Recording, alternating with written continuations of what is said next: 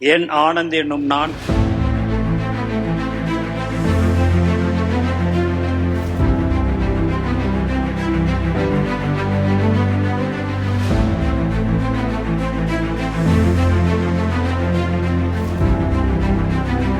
புதுச்சேரியில் இருந்த ஒரு சிறு தொகுதியில் எம்எல்ஏவாக தனது அரசியல் பயணத்தை தொடங்கி தற்போது இந்தியாவையே திரும்பி பார்க்க வைத்துள்ள தாவேகா கட்சியின் பொதுச் செயலாளர் ஆனந்தின் அரசியல் வெற்றி என்பது பலரையும் மலைக்க வைக்கக்கூடியதாக விளங்குகிறது.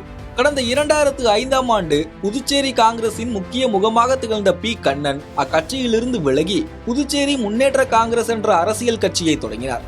அப்போது புதுச்சேரியில் ரியல் எஸ்டேட், பைனான்ஸ் போன்ற பல தொழில்களையும் நடத்தி வந்த ஆனந்த் பி. கண்ணன் அவர்களின் புதுச்சேரி முன்னேற்ற காங்கிரஸ் கட்சியில் இணைந்தார். அதனைத் தொடர்ந்து 2006ஆம் ஆண்டு நடைபெற்ற சட்டமன்ற தேர்தலில் புதுச்சேரியின் புஸ்ஸி தொகுதியில் ஆனந்துக்கு வாய்ப்பு வழங்கப்பட்டது. அதில் அவர் அபார வெற்றி பெற்ற நிலையில் அதிலிருந்து அவரின் பெயர் புஸ்ஸி ஆனந்த் என்றே அழைக்கப்பட்டு வருகிறது. அதன் பின்னர் 2011ஆம் ஆண்டு சட்டமன்ற தேர்தலில் உப்பளம் தொகுதியில் சுயேட்சையாக போட்டியிட்ட ஆனந்த் தோல்வியை தழுவினார். தொடர்ந்து என்ஆர் காங்கிரஸ் கட்சியில் இணைந்த அவர் 2016 சட்டமன்ற தேர்தலில் மீண்டும் உப்பளம் தொகுதியில் போட்டியிட்டு தோல்வியை தழுவினார். இதனிடையே விஜயின் தந்தை எஸ். சந்திரசேகர் மூலமாக விஜயுடன் இவருக்கு அறிமுகம் கிடைத்த நிலையில் அதன் மூலம் விஜயின் நற்பணி இயக்கத்தில் இணைந்து பல்வேறு சமூக சேவைகளை செய்து வந்தார். இது விஜயின் கவனத்தை ஈர்த்த நிலையில் 2009ஆம் ஆண்டு தனது நற்பணி மன்றங்களை ஒருங்கிணைத்து விஜய் தொடங்கிய விஜய் மக்கள் இயக்கத்தின் அகில இந்திய பொதுச் செயலாளராக நியமிக்கப்பட்டார்.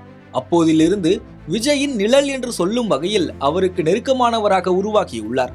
விஜய் மக்கள் இயக்கத்தின் செயல்கள் அனைத்திலும் முதன்மை வாய்ந்த நபராக இருந்த ஆனந்த் விஜய் தொடங்கிய தமிழக வெற்றி கழகத்தின் பொதுச் செயலாளராகவும் தேர்ந்தெடுக்கப்பட்டார். கட்சி ஆரம்பிக்கப்பட்ட நாள் முதல் இன்று வரை தொண்டர்களை ஒருங்கிணைப்பதிலும் கட்சியின் கொள்கைகளை மக்களிடம் கொண்டு செல்வதிலும் முன்னணியில் திகழ்ந்த ஆனந்த் பலமுறை சர்ச்சைகளிலும் சிக்கியுள்ளார்.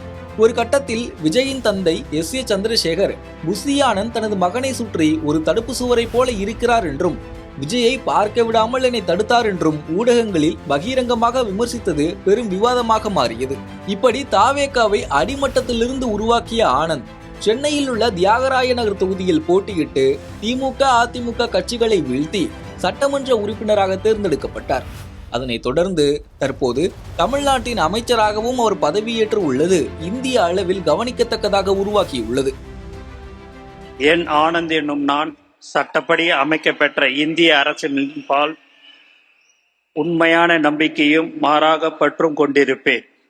என்றும் இந்திய நாட்டின் பிள்ளதா முழு முதல் ஆட்சியும் உரிமையும் நிலைநிறுத்துவேன் என்றும் தமிழ்நாட்டு அரசின் அமைச்சராக உண்மையாகவும் உளச்சான்றுபடியும் என் கடமைகளை நிறைவேற்றுவேன் என்றும் அரசியலமைப்பிற்கும் சட்டத்திற்கும் இணங்க அச்சமும் ஒருதலை சாராவும் இன்றி விருப்பு வெறுப்பை விலக்கி பலதரப்பட்ட மக்கள் அனைவருக்கும் நேர்மையானதை செய்வேன் என்றும் ஆண்டவன் மீது ஆணையிட்டு உறுதிமொழிகிறேன்.